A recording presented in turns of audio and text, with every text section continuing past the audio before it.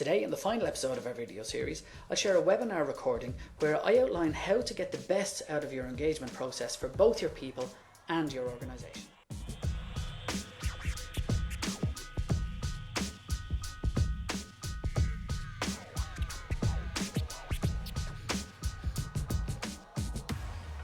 Hello again.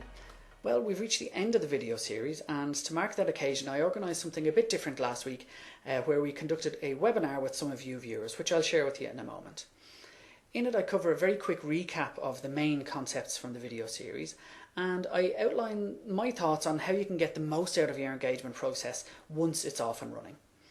With that in mind, I'll show you how to tailor it for your organisation and your culture.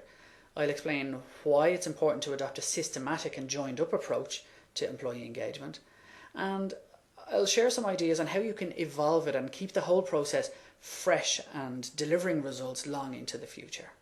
Make sure you watch to the end of the video to learn how you can organise a free consultation session with me so that I can help you to get the best results possible and learn how to implement the things that I've shared with you in this video series.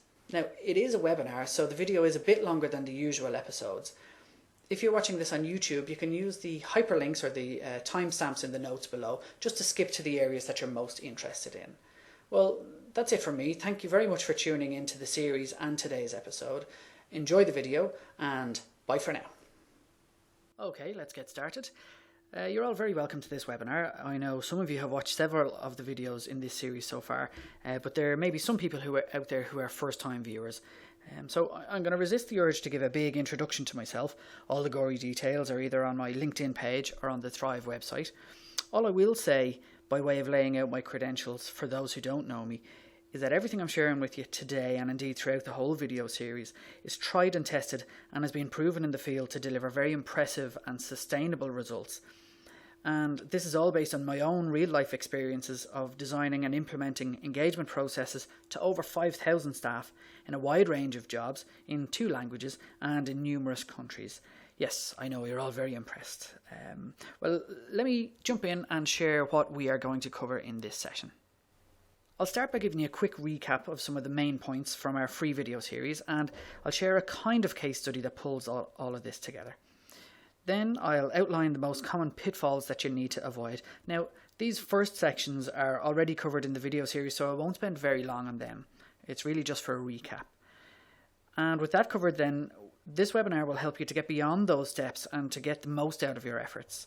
So with that in mind, I'll show you how to tailor your engagement initiative so it's just right for your people and your organisation.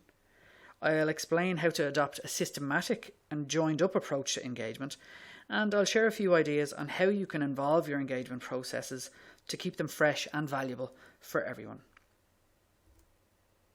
At the end then, I'll share some thoughts on what's next steps that you might take around engagement and enablement.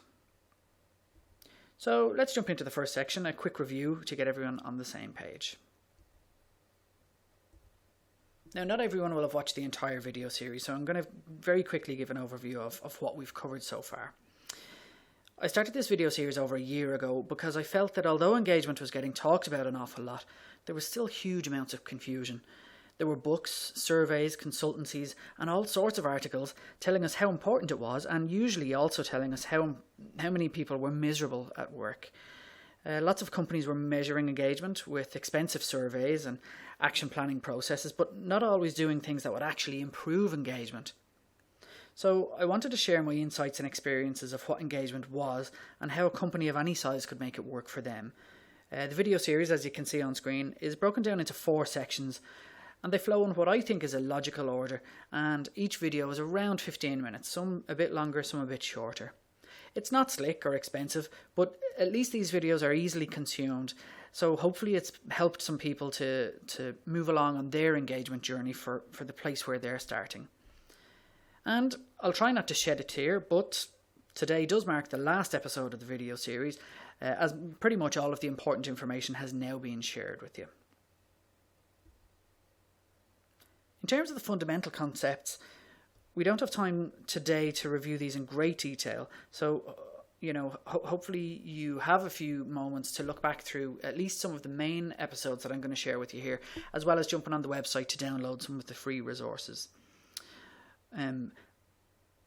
First thing then, to clarify is I'm always very sure to include an explanation of what employee engagement isn't, because I think it's often confused with these things. Although these things on screen are very important and there are links between them and employee engagement, they're not the same as employee engagement. So we hear a lot of talk of employee satisfaction or employee happiness, and that's important, but it's not the same as engagement. Also, engaging with employees is not the same as employee engagement. Engaging with, for me, is just staff communication, telling them what's going on, listening to them, and that plays a part in engagement, but it doesn't cover the whole thing. Employee engagement is not just a survey, to be completed once or twice a year, and it's not only something for HR to worry about. Where it delivers best results, we see in companies that managers are taking ownership of the engagement levels of their own employees. So the starting point is to clarify what employee engagement is not. Well, that said, what is employee engagement? And here's the definition that I came up with a few years ago, and it still does the job very nicely for me. So for me, employee engagement is the level of motivation and commitment shown by an employee to their work and their stakeholders. Now, as you can see on screen, that's covered in depth in episode 1 of this video series. But just to zoom in on those two words there in the middle, for me, motivation, it's about the amount of discretionary effort, both the physical and mental discretionary effort, that an employee is willing to give while in work. How much fuel are they willing to consume for their work and for all their stakeholders? How bright will they burn? And if motivation is about how bright somebody will burn, commitment is how long they'll keep burning, even when it's difficult to do so. So that's the definition of employee engagement from my perspective. And once we have that in place, a big part of my engagement philosophy and approach is that on its own, engagement is not enough. You can visit our blog to read a detailed post on this, but the main point is this. If you've done the hard work of improving the engagement of your people, or you're lucky enough that they're naturally highly engaged, but you don't then also enable them, well, then they'll get frustrated and probably unhappy, and that brings serious risks for everyone in terms of employee retention and performance and happiness and complaints and all of those things. In other words, if they consistently have to come up with workarounds or they have to tolerate niggling issues that chip away at their motivation, then they're not actually able to do their best work, and you're not able to tap into the massive benefits of having them at their best. So again, there's more info on this in the blog post, where you'll see that enablement stands on two legs of efficiency and effectiveness. And this is what gives us what we talk about in episode 2, the 3 E's of engagement, efficiency and effectiveness. So if you can get all 3 E's working consistently, well then you're going to see amazing business results. And the results that you see on screen aren't just my opinion or my experience. We can now point to lots of research which says that the links between more motivated, committed employees on the one hand and impressive, measurable commercial results on the other are so many and so clear that it's just now plain fact.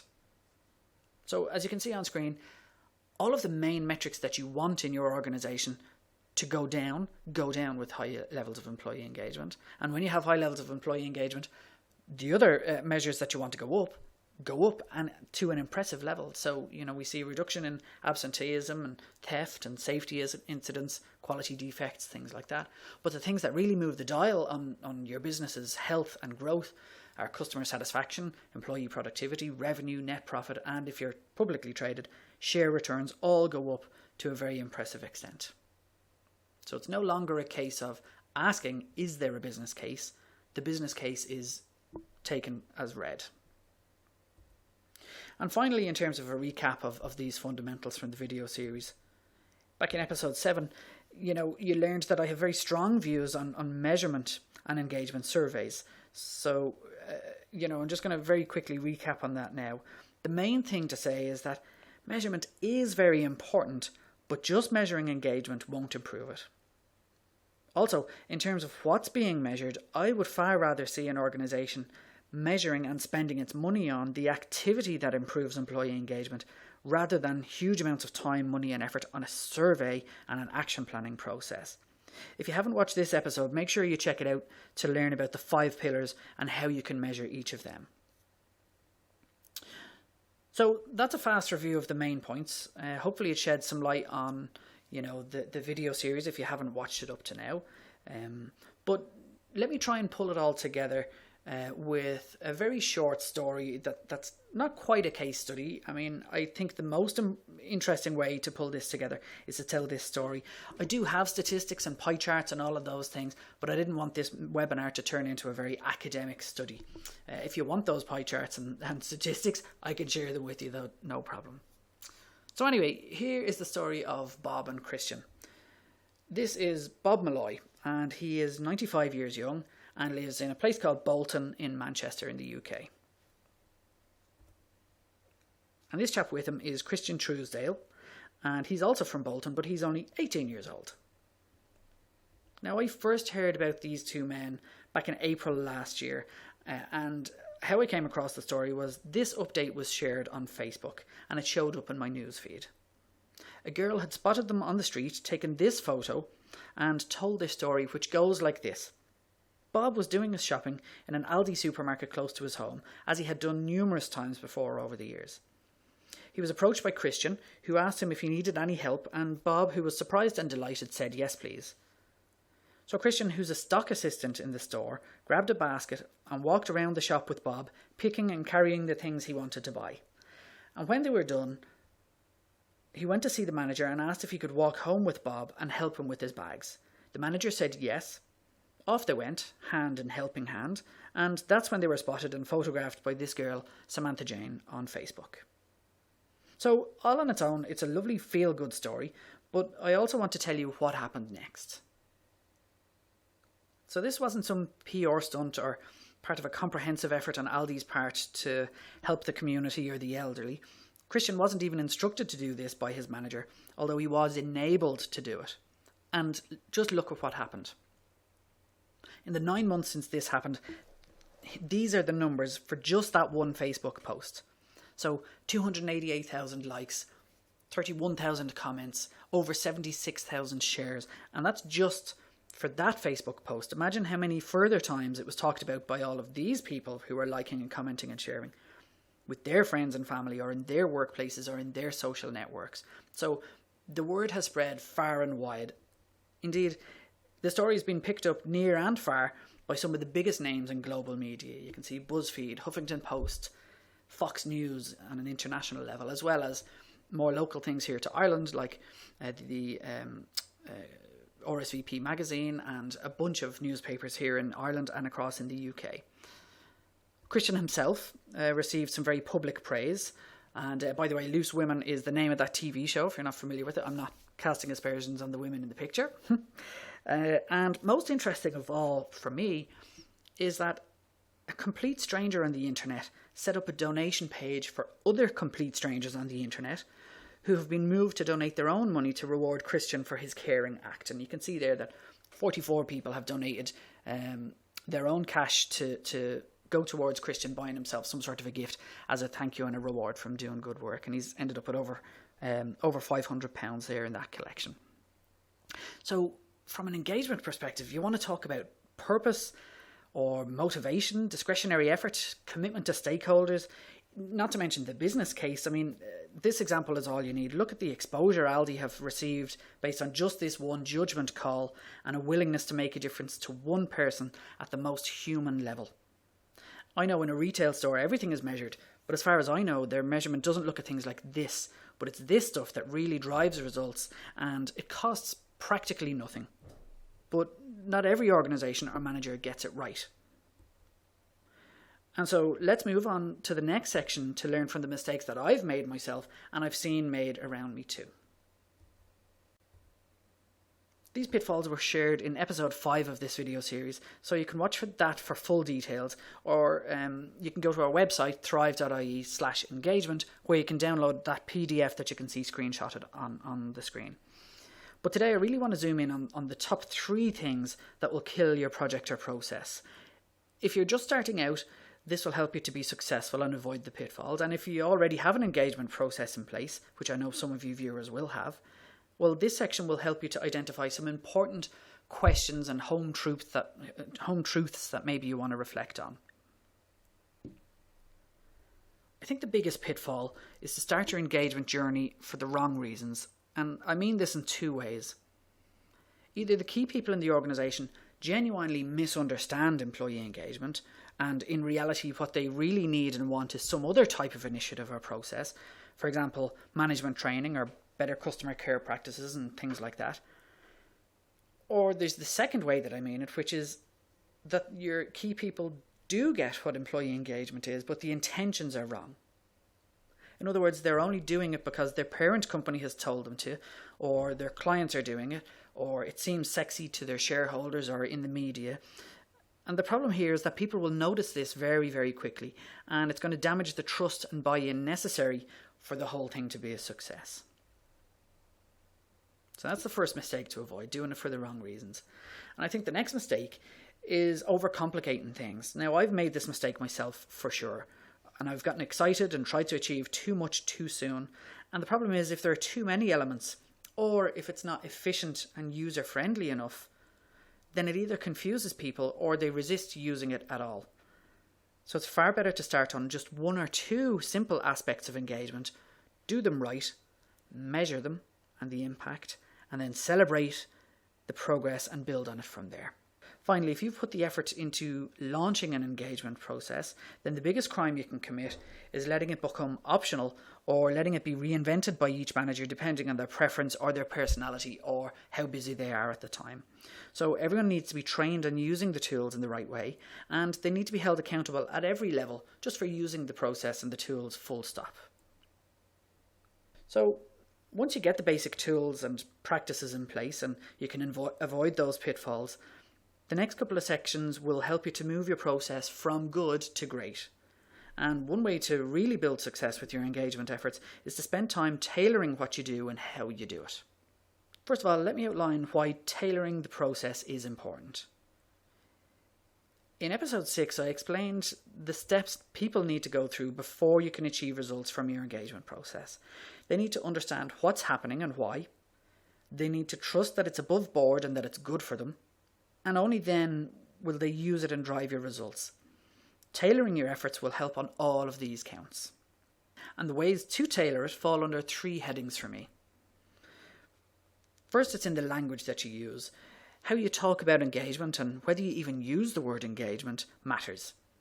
The language you use in your check-in questions or the brand name you give the process all help it to be understood and trusted. For example, when I was in Aramark, in one part of our business we called the process I Impact, but in others we called it Engage, and we used slightly different language in the tools that we use. And that's because, these names and terms meant something to the target audience. But look, if you're in doubt, plain English is the way to go. Second of all, you can tailor the way you launch your initiative, or whether you launch it at all. Now, personally, I think it's good to have a brand, to launch it with enthusiasm and intention. I think this creates a buzz, and it also puts a gentle pressure on managers to actually use the tools because these promises have been made in public. Now, that said, there are cases where it's better to start under the radar and build support and evidence quietly without a big fanfare. Finally, I think you need to tailor your engagement initiative by deciding what tools to use and in what order to introduce them. In this video series, I talk about check-ins and thank you notes, progress reports, and a few other tools and practices, but to be honest, any one of those tools would make a big difference to your people's levels of engagement. So my advice for organisations is not to let their worries about additional workload or learning of new skills and so forth be a barrier to doing something on employee engagement. Just pick something, try it, learn from it, and build on it with enthusiasm and commitment.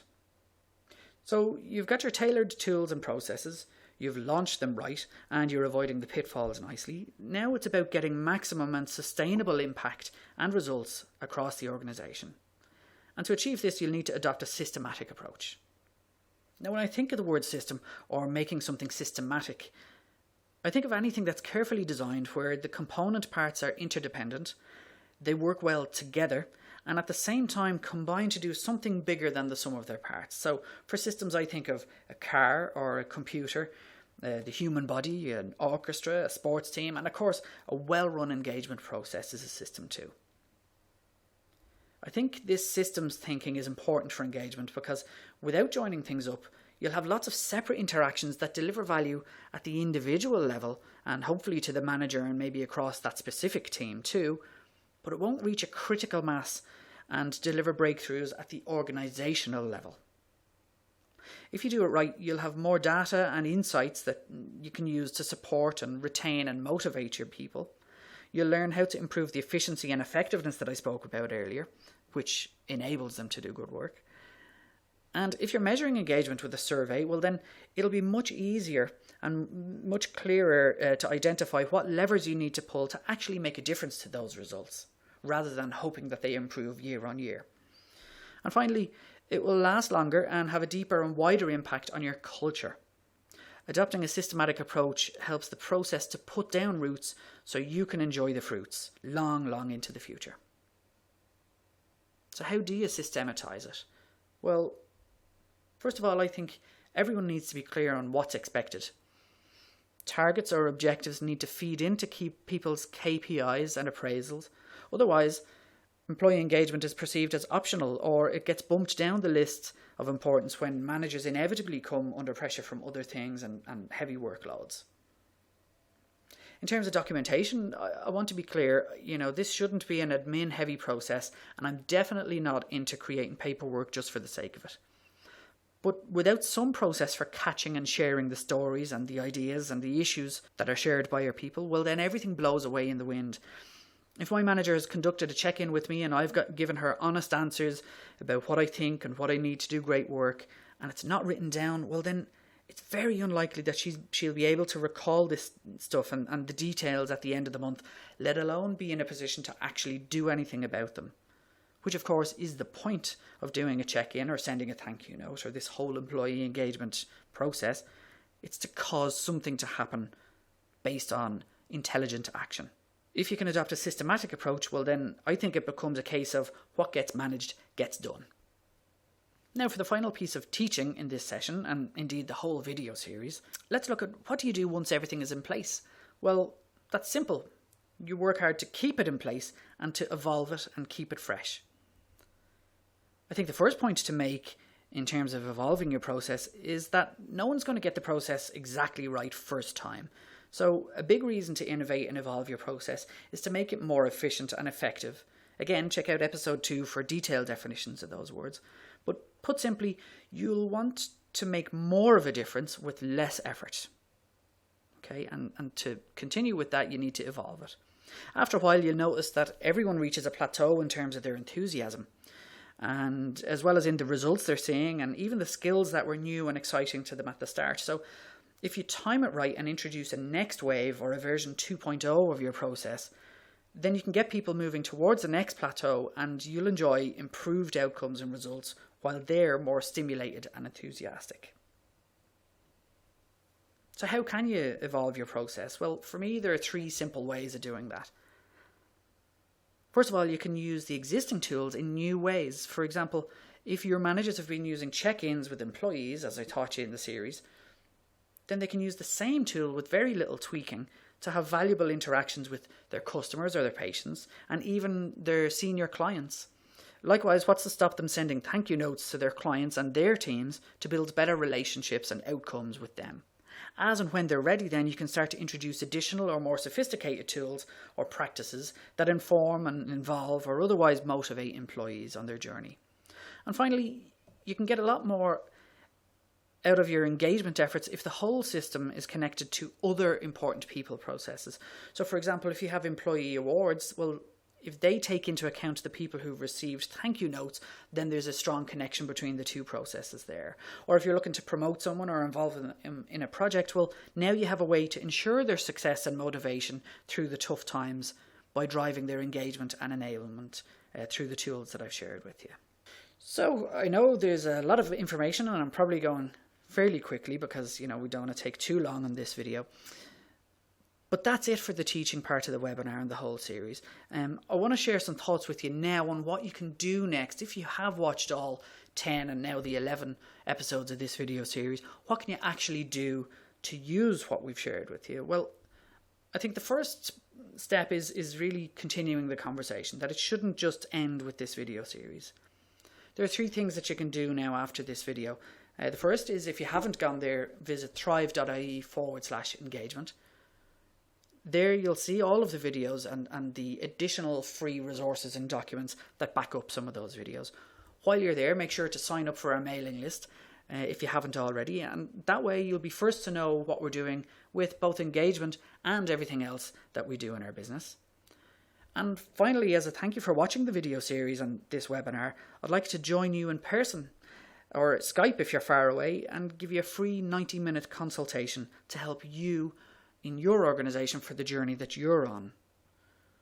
So when I say a free 90-minute consultation, well, maybe you're wondering, well, to do what? What would we use those 90 minutes for? Well, that depends really on your current situation and your needs and aims for the next year in terms of employee engagement. So maybe this is where you are. You're waiting at the starting blocks, knowing that you should do something, but just haven't heard that starter gun and got off and running just yet. Maybe you are already off and running, but you need some help in getting better results and getting up to speed, or staying the course. Or maybe you're a bit more like this poor soul who has started the race, but you're struggling to get up to speed, and you're looking at everybody else doing great, and you're wondering if in fact you should just hop onto the next support vehicle and head home and take up a different sport. Whichever the case, whichever one describes you, my aim is to make the session valuable to you. So for people who are new to the process, who are just wanting to start right, I'll help you to clarify your aims and navigate the options that are in front of you, as well as avoiding those pitfalls. I'll explore your options, share some ideas and feedback for your position, and answer whatever questions that you have relevant to what you want to achieve. For those who have a process in place and are maybe in need of a health check, I'll help you to identify where and how you can get more impact and more sustainable results from your efforts. Whatever the case, I'm all yours for those 90 minutes. And look, we don't do the hard sell around here, but I'd be lying if I said I didn't really want to work with you to get the best out of your engagement activity. So if you want to organise that session, just email me on Derek, DEREK, @thrive.ie, and I'll get back in touch and we'll organise that really soon. Before we finish, here's an important thought I want to leave you with. No, I'm not saying that I can make you rich and sexy, like me, although, just kidding, 1 out of 2 isn't bad though. No, what I'm trying to say with these pictures is this. It's very important that, we realise information alone is not enough. Across the video series, I've shared a lot of what I know about engagement and enablement. Not everything, but a lot. And one thing I know for sure is that knowledge alone doesn't make anything happen. If all we needed was information, well, I'd have both of the things that are on screen, I'd be a millionaire and I'd have 6-pack abs because I know how to do both of those things. It's not the knowing that's difficult, it's the implementing. And the benefits of engagement can only be achieved by applying the insights and tools I've shared in the right way, and that's really difficult. From that perspective, I think you have 2 options. First of all, you can find your own way, which is usually harder and slower, and it does involve risks. The risks of it not working or costing more or whatever. But it will end up your own process, and you certainly will end up the wiser for it. Or the second option is you can bring in an expert to help you implement something tried and tested, and you'll get there more quickly and there'll be far less risk. And no, it doesn't have to be somebody scary like the guy on screen. There are friendly ones out there, like me, who'll help you to get the job done. Okay, look, I know this has veered towards the hard sell, so I'm going to stop now. It's only because I've seen this work, I'm really passionate about it, and I really want to help you. So make sure you drop me that email to derek@thrive.ie and we'll get our consultation meeting organised. Well, that's it for this webinar and the whole video series. I hope you found this an interesting and valuable resource, and I hope our paths cross again soon. Until then, take care, and if you can, give some care too. All the best.